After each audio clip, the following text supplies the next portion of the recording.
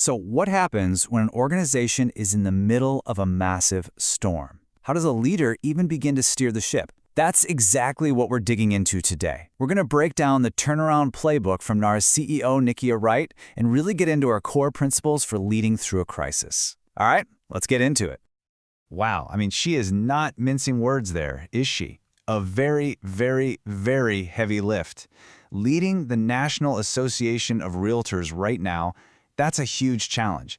And that one sentence, it just perfectly captures the sheer weight, the pressure, and really the high stakes of the whole situation she stepped into. So that really is the million-dollar question, right? When everything feels like it's up in the air and the pressure is just immense, where do you even start? What's that first step? What's the foundation you're supposed to build on? Well, we're going to walk through the 3 key principles and the 1 core mindset that she uses to answer exactly that. Okay, first up, principle number 1. This one's all about a fundamental shift in how you even think about leadership. It's about totally redefining what power means, moving away from that old-school idea of a single heroic leader and towards something way more collaborative. It's about leadership as a team sport. And this is really the core belief that drives everything else. She makes it crystal clear that this isn't the Nikia Wright show. That very heavy lift she was talking about, yeah, that's a weight that absolutely has to be shared. Real progress doesn't come from one person's brilliant moves. It's a team effort, plain and simple. And if you want to see how this idea plays out in the real world, just look at this number, 50. 50 weeks a year. That is how often the leadership team gets together. Just let that sink in for a second. That is a staggering level of collaboration. It's not just some nice idea on a poster. It's a real, structural commitment to making leadership a true team sport. And you can really see the before and after right here. In the old way of thinking, you have this rigid hierarchy. But in this new model, that just falls away. The idea is that power isn't in the person, it's in the position. So decisions aren't coming from one person at the top, they're driven by the shared skills and expertise of the entire team. It's basically a complete rewiring of the culture. Okay, so once you have that collaborative foundation in place, what's next? Well, the second principle is a bit more personal. But according to Wright, it's just as critical for the organization to succeed. We're talking about authenticity. And the way she frames it is, well, it's probably not what you're thinking. This quote just nails it, doesn't it? The sheer amount of energy it takes to hide a part of yourself at work, it's exhausting. And her point is that this isn't just some personal struggle. It's a professional liability. It's a massive drain on energy that a leader, especially one in a crisis, just can't afford to waste. And here's the big reframe. The key takeaway. Authenticity isn't some fuzzy feeling or a soft skill.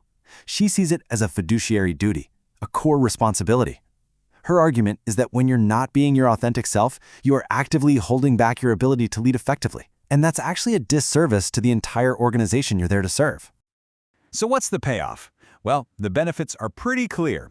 First off, when a leader is authentic, they're not wasting all that valuable energy. It also builds trust, which is like the currency of leadership, right? Then, it creates a safe space for the whole team to show up as themselves. And when you put all that together, she argues, it unlocks a whole new level of performance for the entire organization. All right, so we've got a collaborative team, we've got authentic leaders. That's great, but what about the culture itself? How in the world do you build and keep a strong culture when it feels like the ground is constantly shifting under you? Let's be real. In any big turnaround, people are going to be coming and going, a lot of them. That's just the reality. And that makes building a consistent culture really, really hard.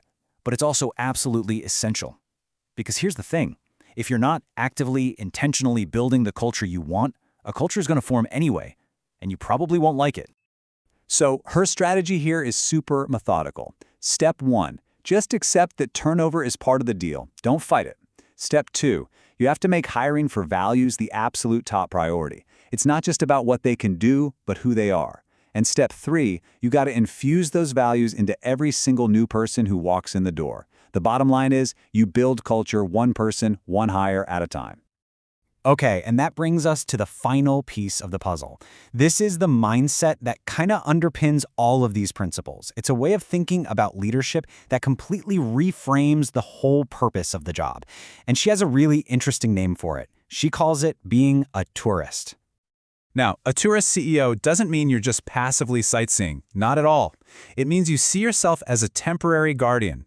Your job isn't to build some permanent monument to yourself. No, your job is to steward the organization while you're there and to leave it stronger and in a better place for the next person who takes the role.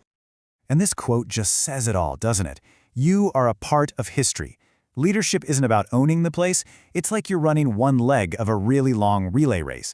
Someone passed the baton to you, and your main responsibility is to run your part as hard as you can and then make sure you have a clean handoff to the next person in line.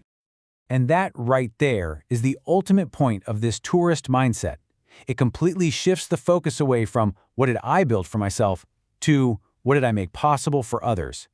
It means your real legacy isn't measured by your personal wins, but by the strength of the foundation you laid for the people who come after you. So let's just end on this thought. What if more leaders actually adopted this mindset? If they saw themselves as temporary stewards, just passing through, instead of permanent fixtures? How would that change our companies, our organizations? It really makes you think, doesn't it? It points to a different kind of legacy, one that's built on strength, on stability, and on a future that is so much bigger than any one person.